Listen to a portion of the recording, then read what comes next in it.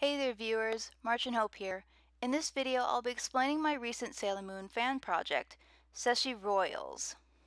So like a lot of kids growing up in the 90s, though I was born in 1993 to be fair, I grew up watching animes like Sailor Moon and various others, but for me, Sailor Moon made a lasting impression on me as a kid from the episodes I did get to see. Though I honestly didn't get to watch all the seasons till I was in high school, and learned of the fifth season, which never aired in the States, much to my surprise. Hint, hint, it turned out to be one of my favorite seasons after 1 and 4. So when I caught word that there was going to be a reboot of my childhood anime, I pretty much freaked out, and I can say with all my heart after seeing it, I very much enjoyed the first 2 seasons of Sailor Moon Crystal as I did the manga, though I've only read the chapters of season 1 to be honest. But enough of my wild ramblings. Let's move forward to our lovely ladies.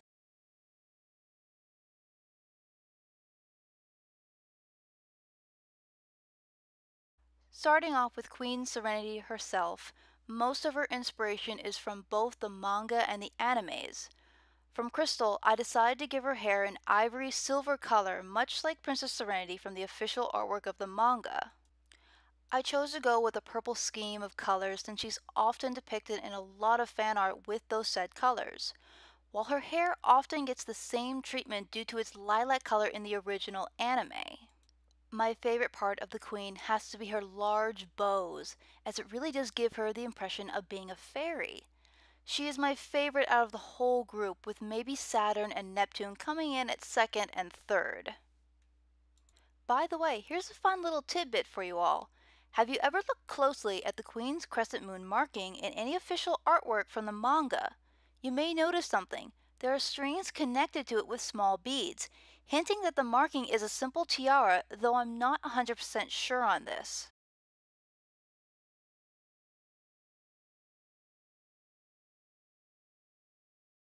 For everyone's favorite Princess of the Moon, you might be surprised that I didn't go with her silvery white hair, though I am a big fan of it, and still am to this day.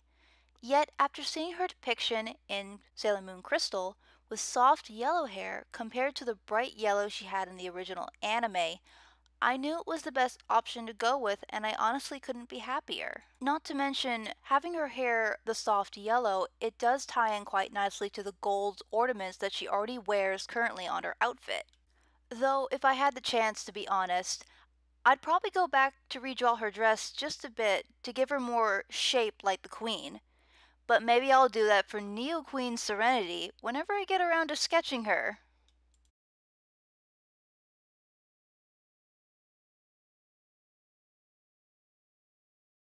I find Mercury's dress to be my least favorite out of the whole group. It feels too plain, to be honest. Yet overall, I think she turned out pretty good in the end. Her jewelry does stand out quite nicely. It's funny with how many times I've forgotten to put necklaces on in previous recordings, some of which you might be able to catch if you watch the videos. One thing I'm grateful for is that Mercury's hair wasn't too short. As you'll see later with Uranus in the second video, short hair and I have our problems, at least the cut that Uranus has going for her.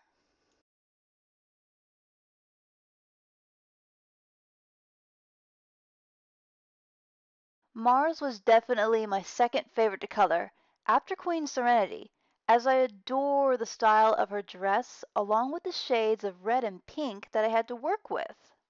Though her neck ribbons might be the longest out of the whole group, with Jupiter's being just as long. I can't say how I managed that with the two looking so different in the end. Her hair turned out to be more of a deep blue and purple mix, which I believe had to have come from the purple highlights from her appearance in the original anime, along with her overall look in Crystal. I often do remember always mistaking it for purple as a child, at least in the original anime.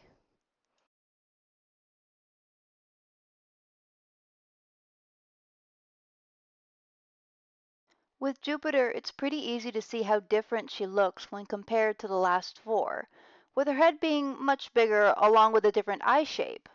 I'll admit that at times I worried if her dress wouldn't turn out good enough in the final product, since it's honestly so different from all the other dresses.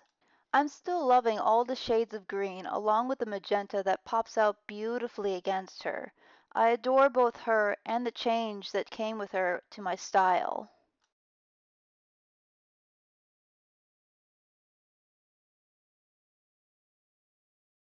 If I have to tell you which is the worst out of the whole group, it would have to be Venus for a number of reasons.